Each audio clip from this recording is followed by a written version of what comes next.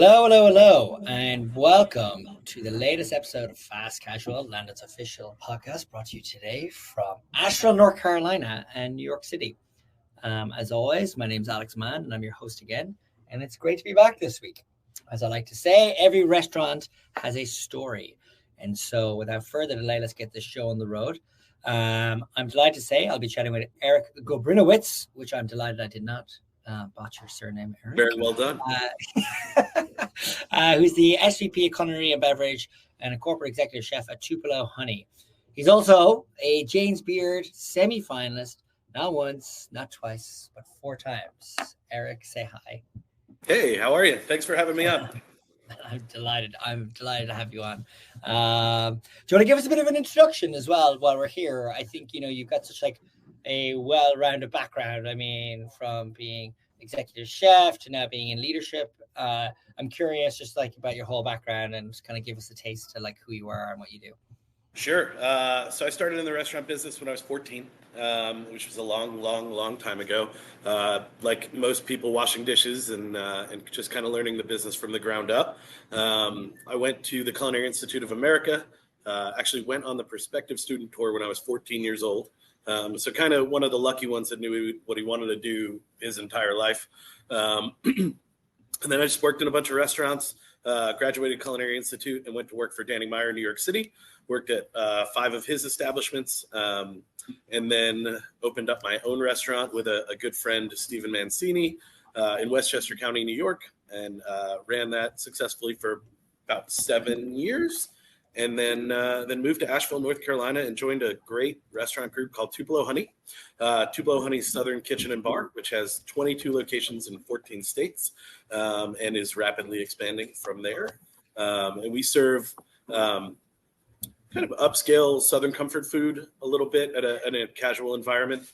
Definitely not fine dining, but definitely not quick service, somewhere in between. And we have a lot of fun with the food here.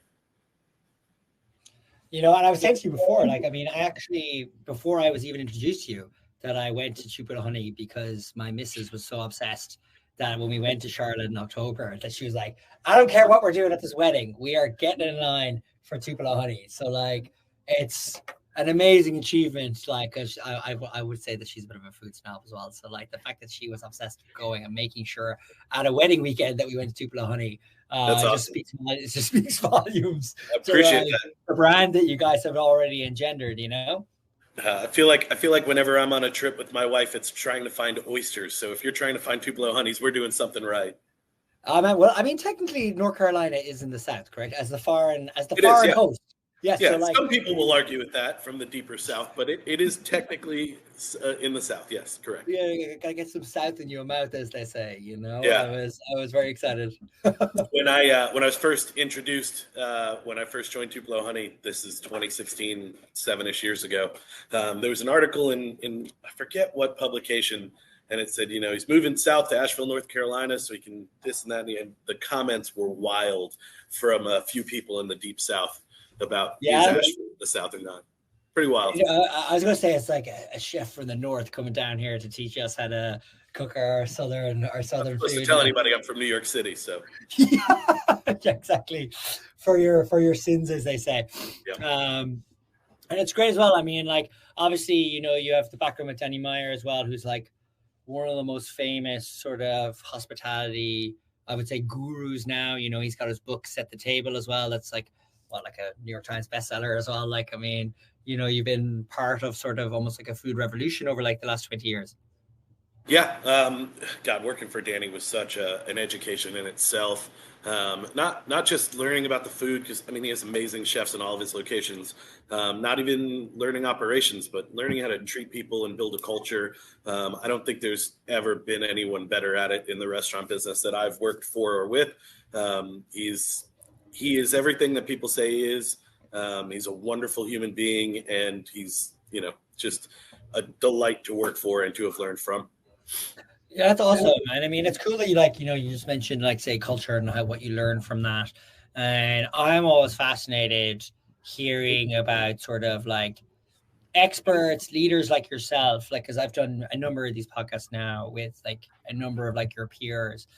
And I always think that like what separates like the wheat from the chaff in hospitality really stems from a lot of culture. Like, I mean, it's still such an extraordinary human experience that, like, like designing culture or designing for culture, so to speak, is as important as like, what tables and chairs, what food and ingredients you use. Like, and it's kind of like one of those ones that's like hard to describe, but you Yeah. can see it.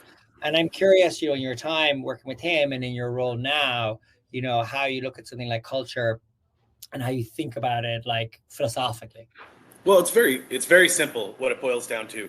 Um, you know, we're a couple of steps removed from the guest at this point, being in leadership. Danny obviously is a few steps removed. If you take care of the people that are taking care of the guests and they feel taken care of, then they're going to pass that on.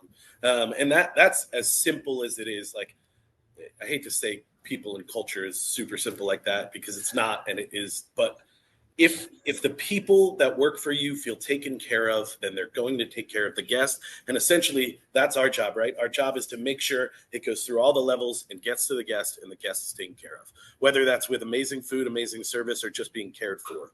Hospitality is so much more than food and service. Yeah.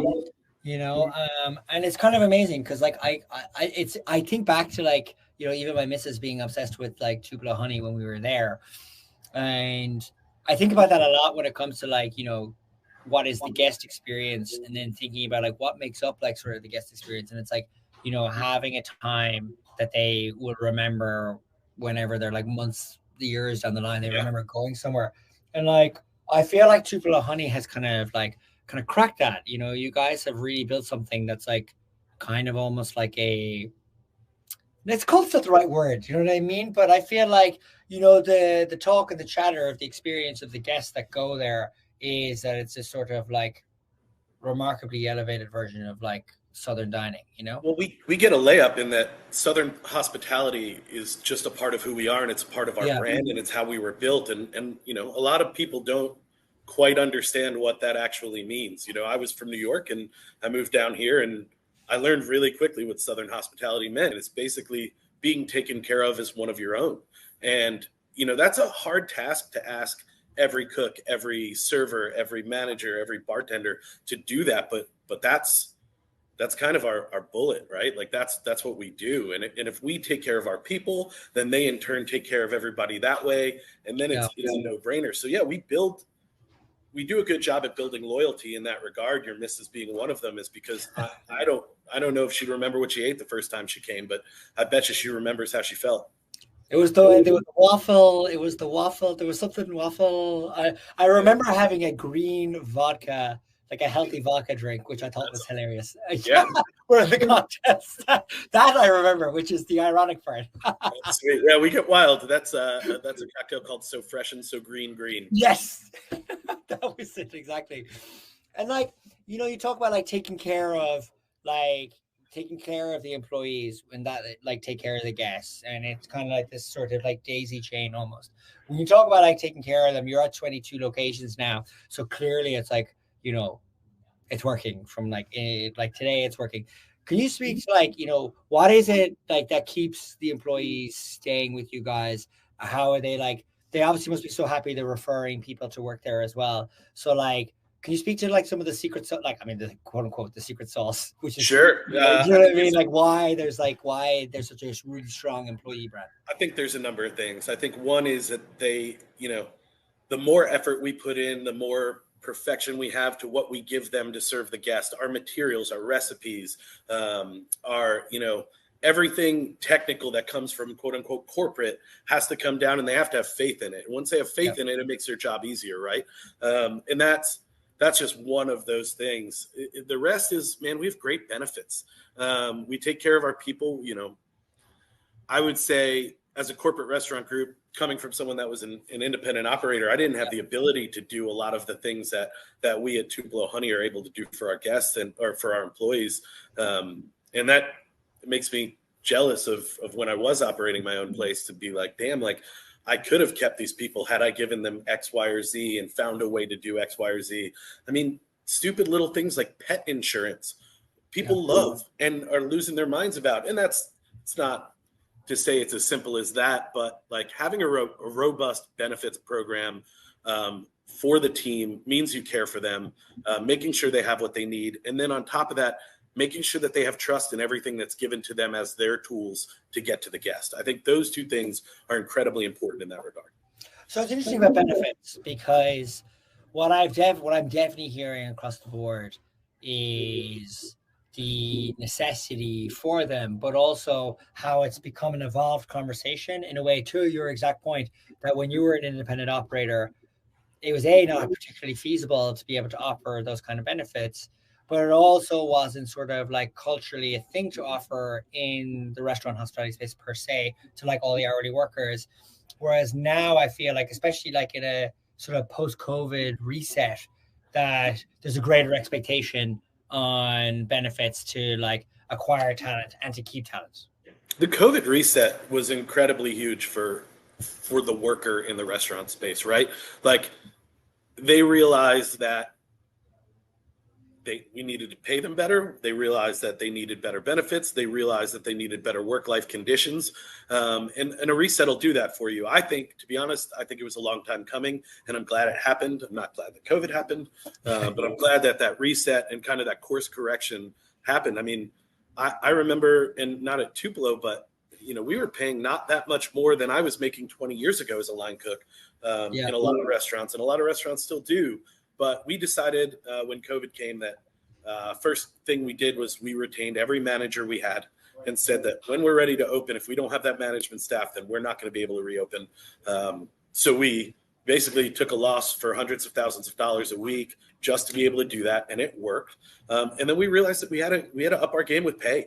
And previous to COVID, I think we had a fair start wage of like $13 an hour, and now I think our fair start wage is 15 or 16, but I don't think anybody makes below $16 an hour for us, no matter what their position, and many upwards of $20 to $25 an hour in certain markets. And I'm grateful for that. I want my people to be able to live when they get off of work. It's hard to have an expectation of them to be excellent when they have to worry about so many things beyond the four walls of the restaurant. Totally.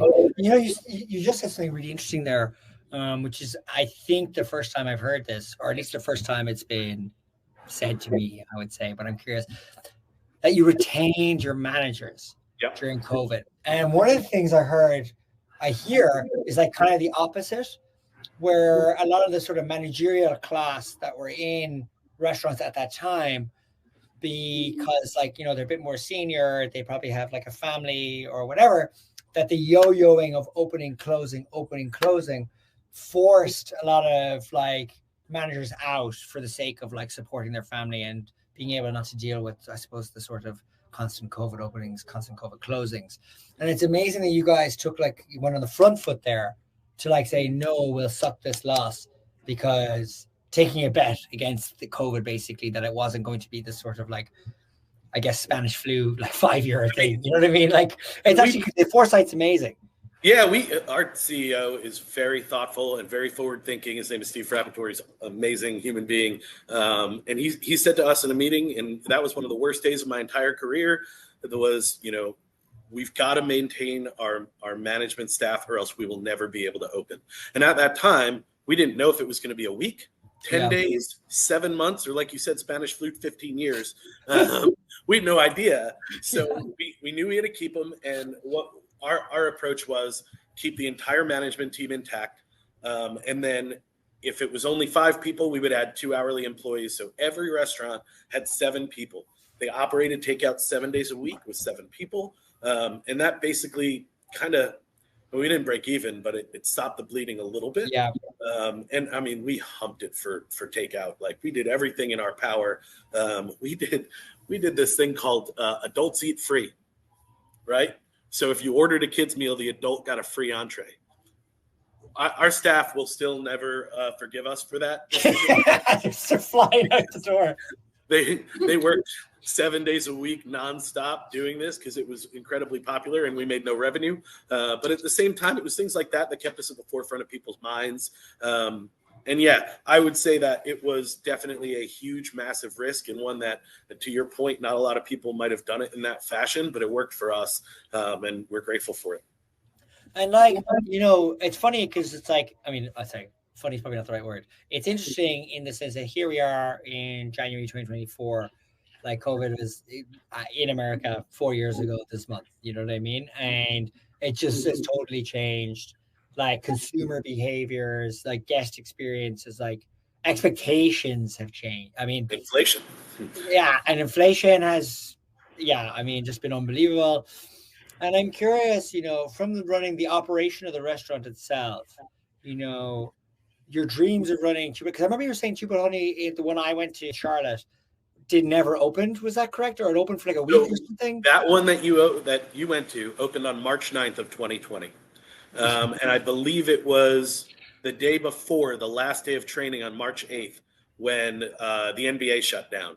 And when the NBA shut down, we were like, oh God, what is, like, we knew, but we immediately, I think that day when the NBA shut down, we had trainers from all over the country. We were like, we got to get them out of here, and we got to get them out of here now. We were open for 4 days before we shut down that restaurant and went to go only for maybe 8 or 9 months. Yeah, unbelievable. I mean, obviously that's such a punch in the nose in terms of like, just your business. It's like, oh my God, it's like so frustrating. But like I think about it in the sense like, here we are now where things are kind of evened out in terms of an operation perspective. Like I think restaurants have evolved themselves to like the next phase, the next generation of like what a restaurant is. If operationally, how much did that experience change the way they say the Tupelo Honeys are run today? Oh, a tremendous amount. I would say a couple of things were incredibly important that we learned. One is communication throughout the entire company. We started having, at that time during COVID, weekly calls with every manager, every operator, and all of the senior leadership that was retained, just to be on the same page. They saw all the numbers. They knew where we were. They knew, just to kind of keep everybody's mind at ease as to, we're going to be fine. Everything's good. So that has kind of gone and that kind of more communication is lasted through COVID. We have an all team call now once a month, which we didn't have previous. So that's one of them. I would say staffing is finally coming back. I mean, fully coming back. If you look at the numbers that I think it was National Restaurant News put out last month, it's that it is just eclipsing pre-COVID numbers for people in the restaurant business as of, I think, last month, which means that we learned a tremendous amount from COVID about what the employee needed to come back.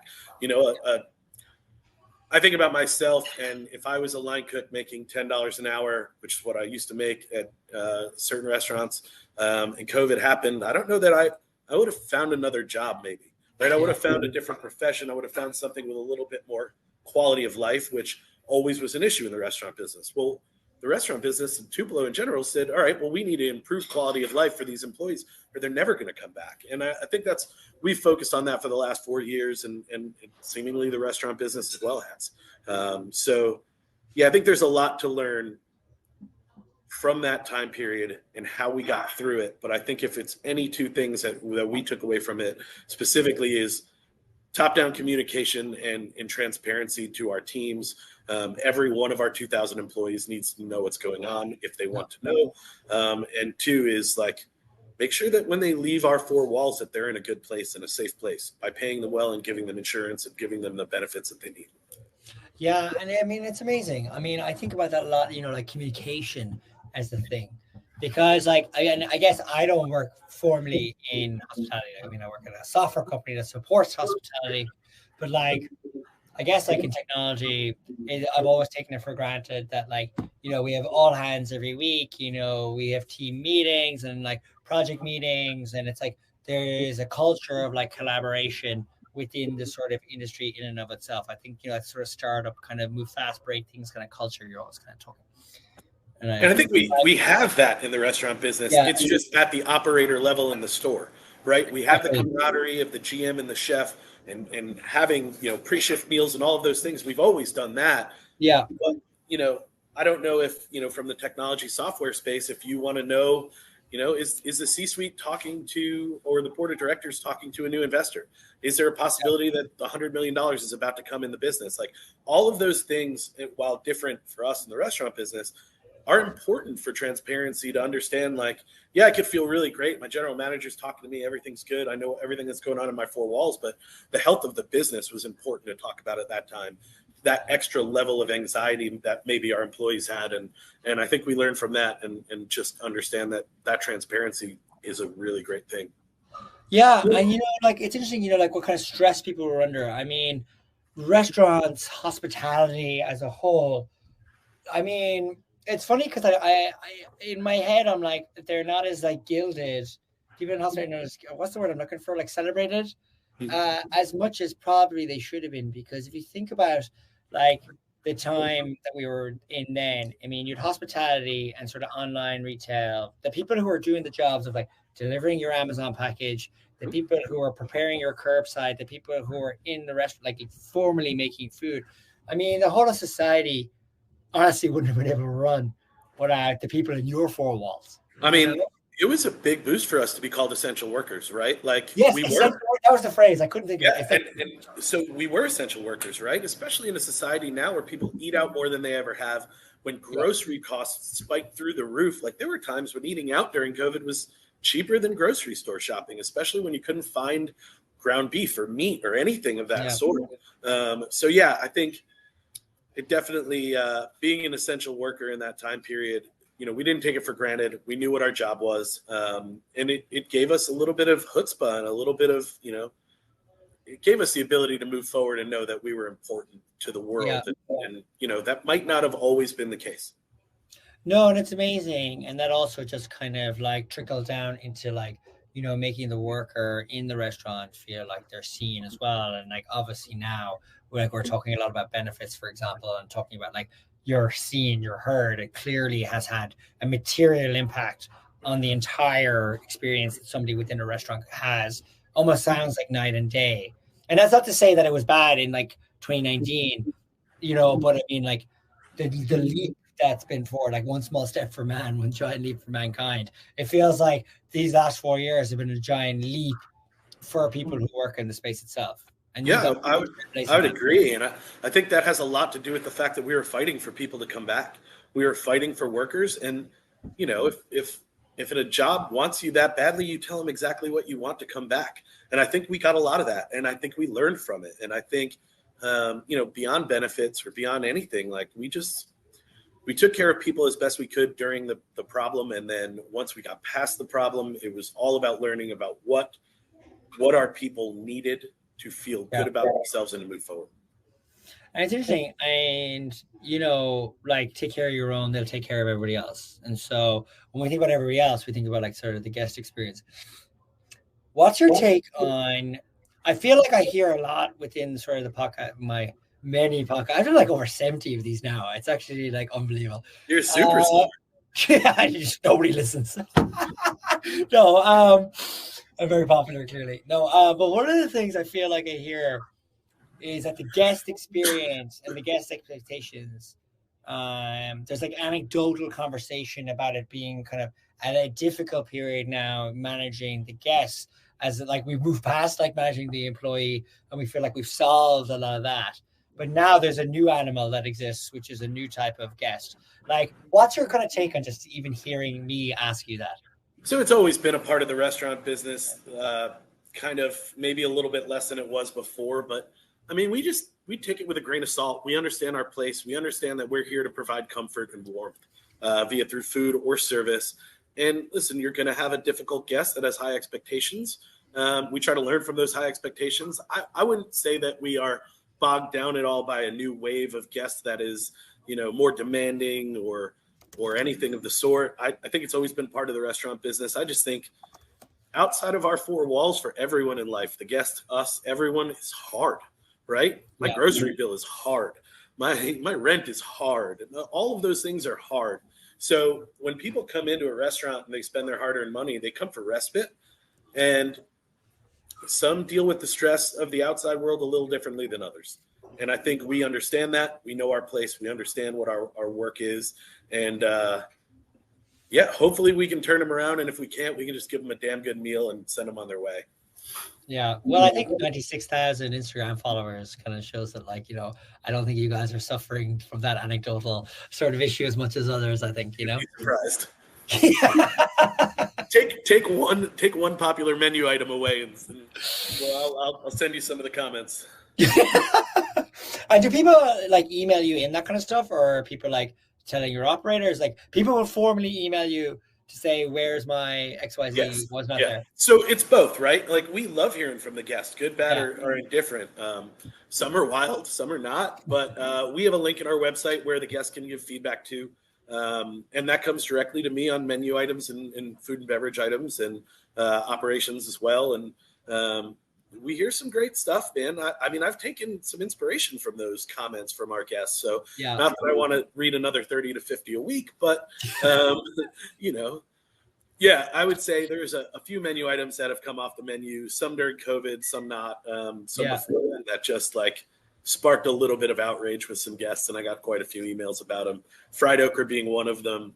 We had this old sandwich called the Charleston chicken sandwich. That was like, I mean, it was not my recipe, but it was a beloved favorite. And then we took sweet potato pancakes off our menu, which I'm still hearing about. That was 3 years ago. Yeah. So, yeah, man, the people are passionate, and I'd rather that than them just not give a shit. Not email you at all. Right. Exactly.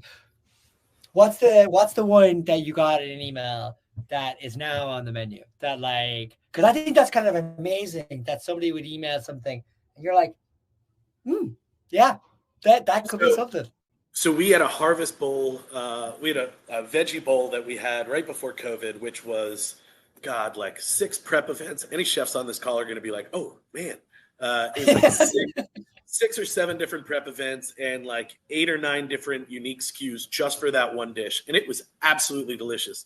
But it would slow the line down. The operators would, kind of hate it because it would slow the line down, and rightfully so. And it sold really well. And we took it off the menu. And I got an email about maybe 6 months after, and this person that was like, man, can't you just figure out how to do it with one pan pickup with X, Y, or Z? And I was like, that's not a bad idea. So now we have a harvest bowl on the menu now, which is 3 components, 2 additional SKUs, not 9, and like 1 or 2 prep events and a little bit more cross utilization. Picks up in like a minute and a half on one pan, and so yeah, like we take inspiration all the time from that. Isn't that incredible? It is incredible. I mean, somebody 6 months after it was gone emailed you and said, just like gave a technical email to you, like about how to prepare it. Like, I know you're supposed to be an executive at the top of your field, but couldn't you think of this, Chooch? Like, yeah, okay, you're right. But like, you listened as well, which like says a lot about you and says a lot about the organization. That, like, people can hear negative feedback and fix problems all the time, but like hearing a suggestion and being able to apply that. People always, you hear a lot of stuff about like we're people first, we're like people centric, all these kind of phrases. I mean, that by definition is what that is. Like, that's actually kind of amazing. I am very impressed that you were able to do that. I mean, to get to a certain level, you need all the help you can get. And if your ego is too big to accept that help, then you're not going to get to the level you want to be at. And so, yeah, I mean, again, I'll go back and give that guy a big old hug because now we have a successful dish that's on the menu that's probably not going away. So, yeah, take help where you can get. Yeah. And so I guess, on the topic of help then, like when you're observing sort of lay of the land kind of stuff, like, I mean, we're like I was saying, we're in like sort of that post-COVID sort of era where people have tried things and implemented things. Are there like trends that like you guys think you're trailblazing, or you see out there that you're like, oh, that's something that like we're kind of looking to apply or interested in doing, be it like the technology, be it the kind of culture stuff? Is there anything kind of that inspires you?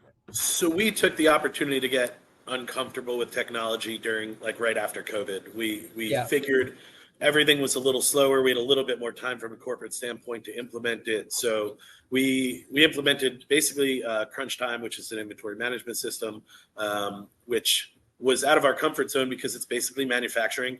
It's most chefs know this, but like, the computer system, when you ring in a hamburger, it pulls out one bun from inventory, 2 slices of cheese, a hamburger meat, and all that stuff. You can see actual versus theoretical really easy, and we started leaning on that a little bit more. We also implemented a couple of other technological systems that kind of help with line checks and making management of the individual job of the chef and the general manager easier. I wouldn't say we're trailblazing. I would say we might have caught up a little bit, which is great, and kind of understood, hey, we're not a small restaurant group anymore. It's time to put the big kid pants on. And that was really huge for us. And I think, post-COVID afforded us that opportunity for a number of different reasons. That's amazing. That's amazing. And because you're in a unique position as well, in the sense that, like, you're kind of, how did you phrase what you realize, like an elevated but not fine dining? What was the phrase you used to describe it? I say it differently every time.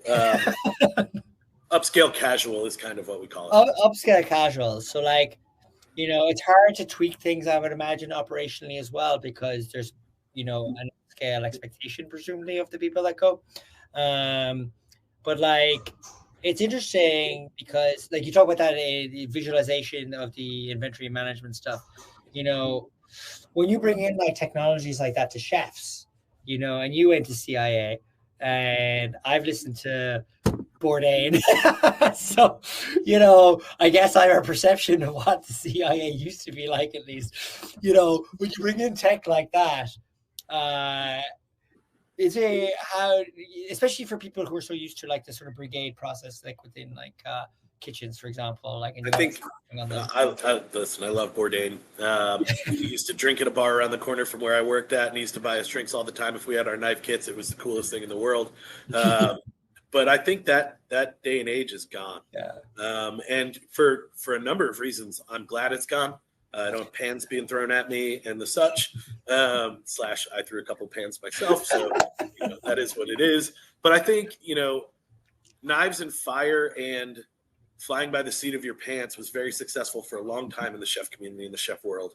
And I think what we understand, or what I understand now, I'll speak for myself, is the more technical we can be, the more we can use the outside help of technology, the more profitable we can be to be able to give the benefits that I couldn't as an independent operator.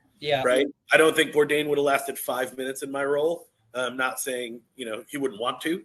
But I think there's so much more technical about what I do now than what I might have done coming up in the business, that, there's a means to an end, and you can see becoming profitable by learning from your mistakes and utilizing technology where it's appropriate will also lend to being able to support your restaurants and your people just the way we were talking about it.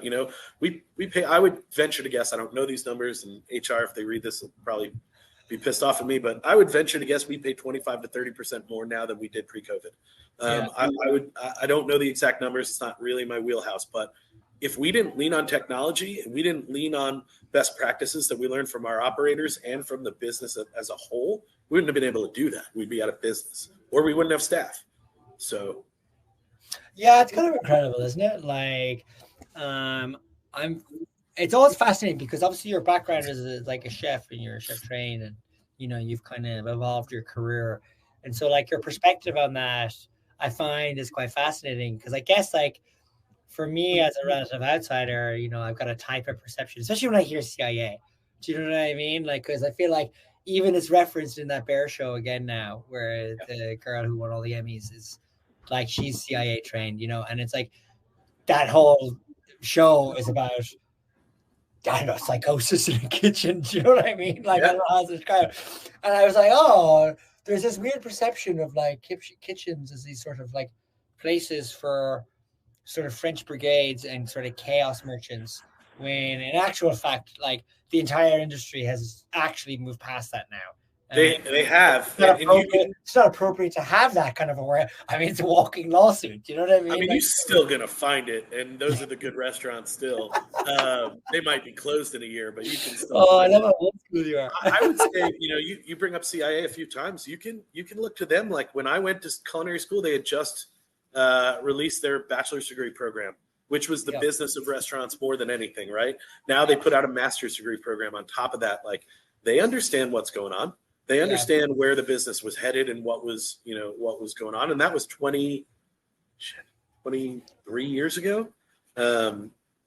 So they were ahead of it. They understood, and me as a 19-year-old kid going to culinary school, I was like, nah, I want to be a chef. I don't want to be a business owner. And now I wish I kind of went back for my bachelor's degree program, or at least had that from the get-go. But I had to learn a lot on the fly, and as I went. And so I guess you're saying like CI saw where it's going. Where do you see sort of like your next 5 years? Like, where do you see the industry going, and where do you see like kind of like yourself within that industry? So that's a scary one. On the spot. I think if you asked me that 20 years ago, and I would say, what I'm saying now about where the industry is, I would say that it's going to lose its soul because it doesn't have, that kind of thing. And I think we're past that. I think if we understand that people are what makes a restaurant run, and taking care of people is what gets you innovation. It's what gets you profitability. It's what gets you all the things that make a restaurant successful. That I think, I don't think it's over and it's lost its soul. I think it's just focused on the right things now, and it might not have been focused on that in the past. But where it's going to be in 5 years, that's a tough one. I think there's going to be a little renaissance. And I said this to my wife the other day. I think alcohol percentages are going to go down drastically over the next 5 to 10 years. I think kids, I say kids, but I think the 19 to 25-year-old people, grown adults, are drinking less and less. I think it's our job to kind of support that, but also support it in a way that is still profitable for us from a restaurant standpoint. I think this is a 40-year thing, but I think alcohol is going to be looked upon as tobacco was for our generation in the next 40 years. I think I love it. Don't get me wrong. I will continue to utilize it, but I think as a restaurant business person, we have to think about that ahead of time.